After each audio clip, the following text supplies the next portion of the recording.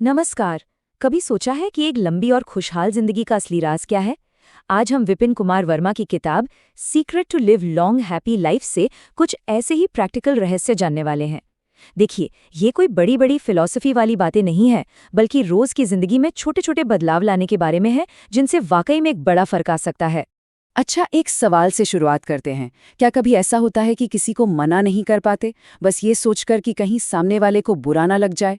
हम दूसरों को खुश करने के लिए हाँ तो बोल देते हैं, पर हमारी हर हाँ हमारे अपने समय, हमारी एनर्जी और मन की शांति के लिए एक ना बन जाती है।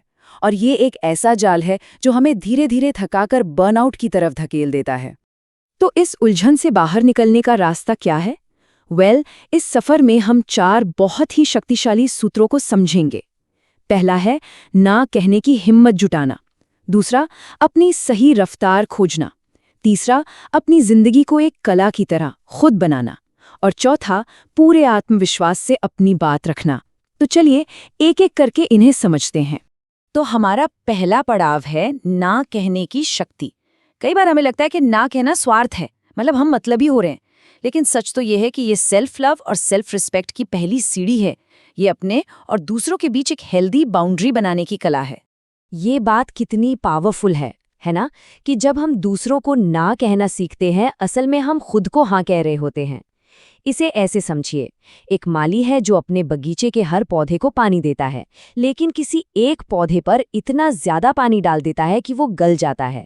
हमारी एनर्जी भी ठीक वैसी ही है, हमें उसे सही जगह लगाना सीखना होगा, हर जगह नहीं। तो सवाल ये उठता है कि ये सीमाएं तय कैसे करें?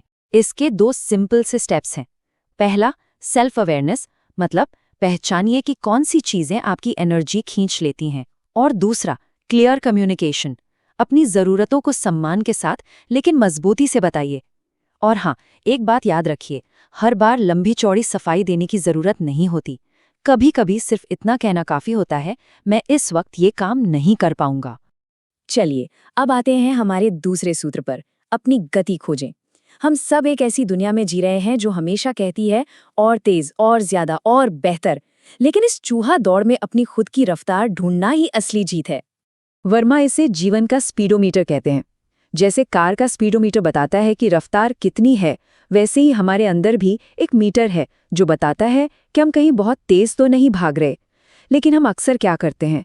हम दूसरों की जिंदगी की हाइलाइट्स देखकर अपनी रफ्तार तय करने लगते हैं, खासकर सोशल मीडिया पर, और यही बर्नआउट का सबसे बड़ा कारण बन जाता है।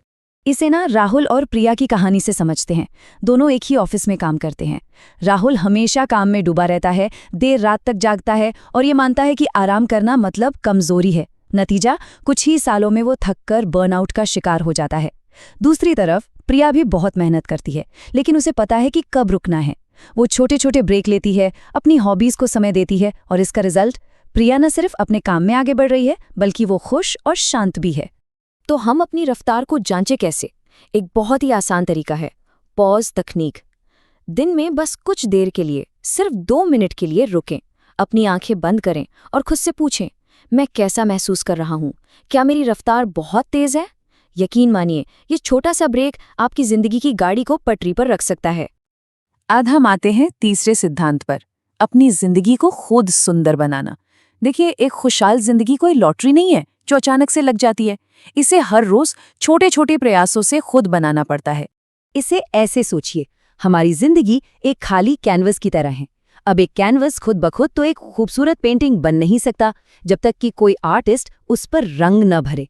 हम सब अपनी अपनी जिंदगी के वो आर्टिस्ट हैं, और ये सोच हमें हालात का रोना रोने के बजाय अपनी कहानी का हीरो बनाती है। तो सवाल ये है कि हम अपनी जिंदगी के कैनवस पे क्या बना रहे हैं? और खूबसूरती सिर्फ बड़ी बड़ी अचीवमेंट्स में नहीं होती, ये तो रोज के छोटे छोटे पलों में छिपी है, जिन्हें हम जानबूझकर खूबसूरत बनाते हैं। और इसके तरीके बहुत आसान हैं, जैसे किसी दोस्त की बात को बिना फोन में देखे पूरे दिल से सुनना, या एक छोटे से पौधे को पानी देना, या फिर शाम को डूबते सूरज को बस 2 मिनट के लिए शांति से देखना। जब हम इन छोटे छोटे पलों को पूरी तरह से जीते हैं, तो हमारी जिंदगी खुद ब खुद खूबसूरत लगने लगती है। और अब हम पहुंचते हैं अपने आखिरी और सबसे शक्तिशाली सूत्र पर, आत्मविश्वास से बोलना। अपनी आवाज को न सिर्फ अपने लिए बल्कि दूसरों के हक के लिए भी उठाना। एक बहुत गहरी बात कही गई है। जब हम कुछ गलत होते हुए देखकर चुप रह जाते हैं तो हम अनजाने में उस गलत का साथ दे रहे होते हैं।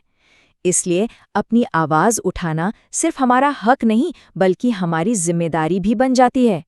लेकिन हाँ, बोलने का मतलब चिल्लाना या अहंकार दिखाना बिल्कुल नहीं है। आत्मविश्वास और अहंकार में एक बहुत बड़ा फर्क होता है। एक आत्मविश्वासी इंसान शांति से अपनी बात रखता है और दूसरों को समझने के लिए सुनता है। वहीं एक अहंकारी इंसान सिर्फ अपनी बात मनवाने के लिए बोलता है। सच्चा आत्मविश्वास हमेशा विनम्रता के साथ आता है। तो आज हमने 4 बातें सीखी।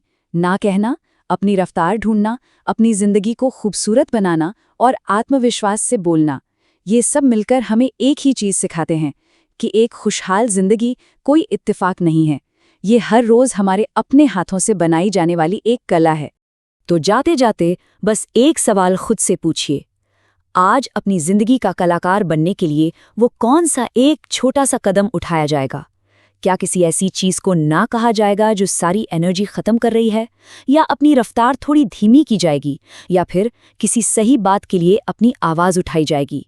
चुनाव जो भी हो, ये कैनवस हर किसी का अपना है।